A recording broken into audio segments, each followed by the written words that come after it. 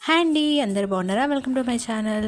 మీకు చెప్పినట్టుగా కేదారేశ్వర నోము గురించి ఫుల్ డీటెయిల్ వీడియో అయితే చేస్తున్నాను. సో మీరు కూడా నా ఛానల్ని సబ్స్క్రైబ్ చేసి ఒక లైక్ చేయండి.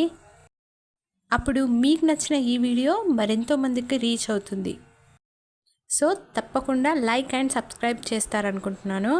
ఈ కేదారేశ్వర నోము కోసం వారం ముందు నుండే ఇంటిని శుభ్రం చేసుకొని సున్నాలు లేదంటే పెయింట్స్ ఏదైనా కానీ ఇంటిని శుభ్రంగా అందంగా అలంకరించుకోవడానికి సిద్ధమైపోతాము. ఈ నోము తరతరాలుగా ఆనవాయితీగా వస్తుంది. సో అందరూ వారి వంశస్థులు ఎలా చేశారో అలాగే ప్రతీదీ పాటించడం ఆనవాయితీ. దేవుని కంకణాలని పూజలో పెట్టి మళ్ళీ వాటిని భద్రపరుచుకుంటూ ఇలా ఆనవాయితీగా వస్తుంది. సో మామూలుగా పూజకు అవసరమయ్యే నోము సామాను తప్ప మిగతావన్నీ అంటే కొబ్బరికాయలు, పసుపు, కుంకుమ, బెల్లం, పూజ సామాను ముందుగానే సిద్ధం చేసుకుంటారు. నోము సామానులో ఏమేమి ఉంటాయో నెక్స్ట్ వీడియోలో అయితే క్లియర్గా చెప్తాను.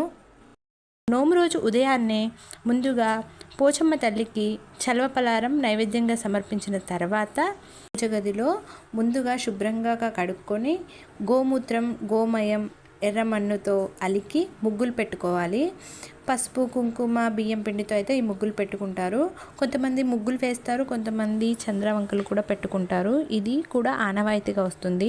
ముగ్గులు పెట్టడం అయిన తర్వాత కిందటి సంవత్సరం పక్కకు పెట్టిన నోము కుండలను, తొట్టెలను మళ్ళీ శుభ్రం చేసుకొని వాటిని కూడా పసుపు, కుంకుమ, బియ్యం పిండితో అలంకరించుకోవాలి. 3 కుండల్ని మనము పెట్టి పూజ చేస్తాము. పైన 2 తొట్టెలను అయితే కడతారు. ఈ 3 కుండలలో 2 కుండల్లో మాత్రమే మనకి తరతరాలుగా వస్తున్న నోము దండలు ఉంటాయి. మీకు ఈ వీడియోలో చెప్పిన పద్ధతిలో ఏదైనా డౌట్ ఉంటే కూడా నాకు కమెంట్ చేయొచ్చండి. వీడియో లెంత్ పెంచకుండా నెక్స్ట్ వీడియోలో అయితే ఈ వీడియో కంటిన్యూషన్ అయితే అప్లోడ్ చేస్తాను. So stay tune and subscribe my channel.